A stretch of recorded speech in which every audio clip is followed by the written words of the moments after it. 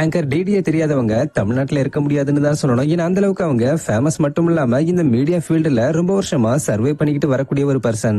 என்னதான் அவங்க உங்கள் தீர்ப்பு ஷோ மூலமா தன்னுடைய ஆங்கரிங் கரியரை ஸ்டார்ட் பண்ணியிருந்தாலும் காஃபி வித் டிடி என்ற ஷோ மூலமா தான் ஃபேமஸ் ஆகி பலருக்கும் பரிச்சயமான ஒரு முகமா மாறி இருந்தாங்க.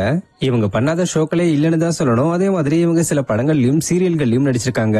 கிட்டத்தட்ட ஒரு செலிபிரிட்டிக்கு ஈக்குவலான ஃபேன் பேஸ் வச்சிருக்கக்கூடிய இவங்க ஒரு வருஷத்துக்கு முன்னாடி கொடுத்த ஒரு இன்டர்வியூல ஒரு முறை ஒரு ஹீரோயின் என்னோட இன்டர்வியூக்கு வந்தாங்க. அப்ப அவங்களும் நான் போட்டிருந்த ட்ரெஸ் பேட்டர்ன்லயே ஒரு ட்ரெஸ் போட்டிருந்தாங்க. அதை பார்த்துட்டு நம்ம 2 பேரும் ஒரே மாதிரியான ட்ரெஸ் போட்டிருக்கோமான்னு கேட்கவே நானும் ஆமான்னு சிரிச்ச மணிக்கே சொன்னேன். பட் அதுக்கு அவங்க உங்களால வேற ஏதாவது ட்ரெஸ்ஸை மாத்தி போட்டுக்க முடியுமான்னு கேட்டாங்க. அதுல நான் ஒரு மாதிரி ஆயிட்டேன்னு டிடி அந்த இன்டர்வியூல கொஞ்சம் வருத்தப்பட்டு பேசியிருந்தாங்க.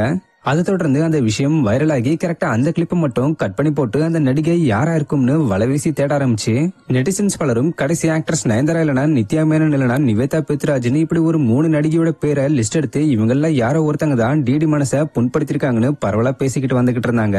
அது பர்டிகுலரா இவங்க தான் கன்ஃபார்ம் ஆகாம இருந்துகிட்டு வந்த நிலையில கடந்த சில மாசங்களுக்கு முன்னாடி நடந்த மூக்குத்தி அம்மன் பார்ட் 2 படத்தோட பூஜை ஃபங்க்ஷன்ல ஆக்ட்ரஸ் நயன்தாரா கட்டிட்டு வந்த சாரி கலர்லயே டிடியும் கட்டிட்டு வந்ததாவும் அதுல கடுப்பான நயன்தாரா சாரியை மாத்திட்டு வர சொல்லி மிரட்டினதாவும் சோசியல் மீடியால ஒரு வதந்தி வைரலா பரவ ஆரம்பிச்சது.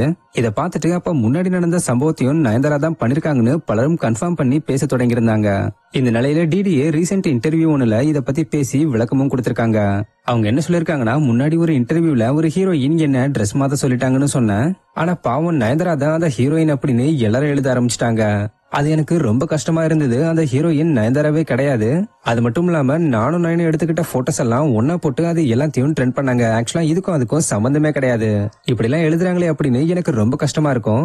அந்த நேரத்துல இது அவங்க இல்லன்னு நான் விளக்கம் கொடுத்தாலும் நயன்தாரா சொல்லிதான் நான் இப்படி விளக்கம் கொடுக்கறேன்னு எழுதுவாங்க.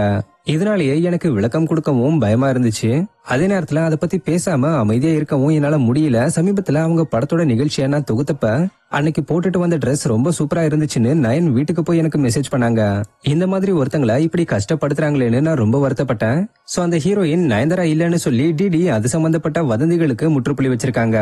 இதை தொடர்ந்து இப்ப அது நயன்தாரா இல்லனா கண்டிப்பா நித்யா மேனன் மற்றும் நிவேதா பெத்ராஜ் இவங்க 2 பேர்ல யாராவது ஒருத்தங்களா தான் இருக்கும்னு திருப்பியும் நெட்டிசன்ஸ் பேச தொடங்கியிருக்காங்க.